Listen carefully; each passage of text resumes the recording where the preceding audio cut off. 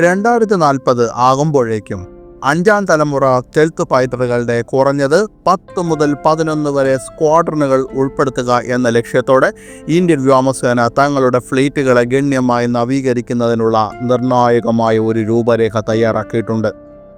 മൊത്തം ഫ്ലീറ്റുകളുടെ 25% ഈ നൂതന വിമാനങ്ങളായിരിക്കുക എന്ന ലക്ഷ്യത്തോടെയുള്ള ഈ സ്വപ്ന പദ്ധതി തദ്ദേശീയമായി നിർമ്മിച്ച അഡ്വാൻസ്ഡ് മീഡിയം കോമ്പാക്ട് എയർക്രാഫ്റ്റിൻ്റെ സമയബന്ധിതമായ വികസനത്തെയും ഉൽപ്പാദനത്തെയും ആശ്രയിച്ചിരിക്കുന്നു.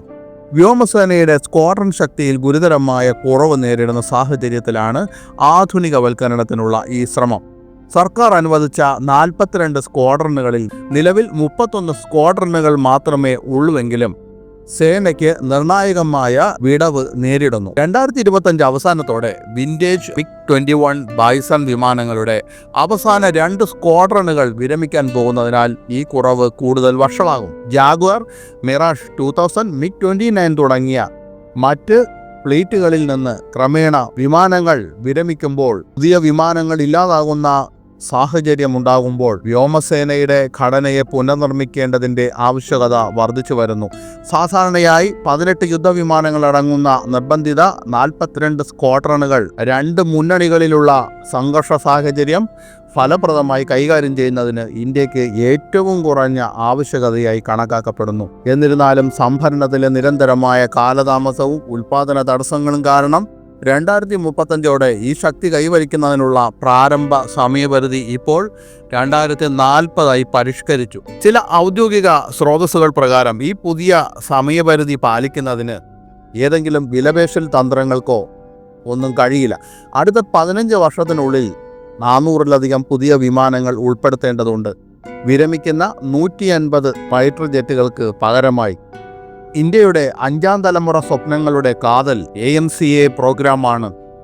എയറോനോട്ടിക്കൽ ഡെവലപ്മെൻറ്റ് ഏജൻസിയും വികസിപ്പിച്ചെടുക്കുന്ന AMCA കുറഞ്ഞ radar cross section, internal weapon ബേകൾ, സൂപ്പർ ക്രൂയിസ് ചെയ്യാനുള്ള കഴിവ്, അതായത് ആഫ്റ്റർ ബേണറുകൾ ഉപയോഗിക്കാതെ സൂപ്പർസോണിക് വേഗതയിൽ പറക്കാൻ, അങ്ങനെ തുടങ്ങിയ നൂതന സവിശേഷതകളോടെ രൂപകൽപ്പന ചെയ്ത 25 ടൺ ഭാരമുള്ള ഇരട്ട എഞ്ചിൻ സ്റ്റെൽത്ത് ഫൈറ്ററാണ്.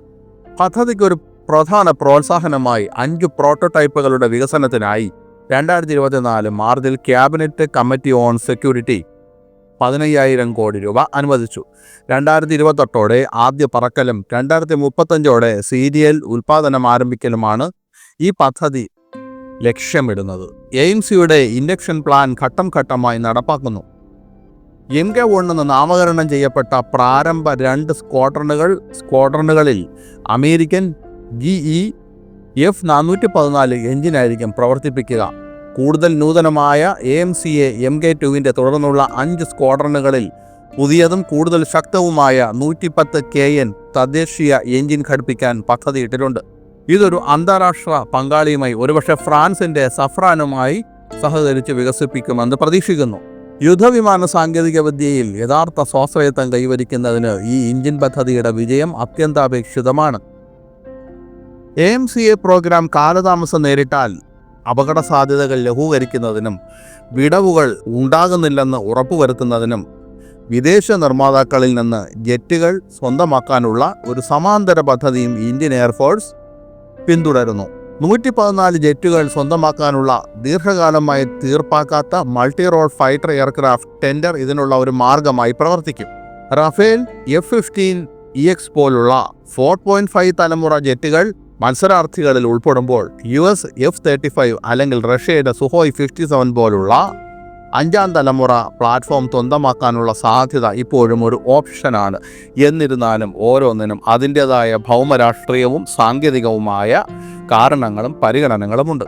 ആത്യന്തികമായി മുൻനിര തദ്ദേശീയ AMCA പ്രോഗ്രാമിനെ സാധ്യതയുള്ള വിദേശ ഏറ്റെടുക്കലുകളുമായി സംയോജിപ്പിക്കുന്ന ഒരു ഹൈബ്രിഡ് സമീപനമാണ് ഇന്ത്യൻ എയർഫോഴ്സിൻ്റെ തന്ത്രം.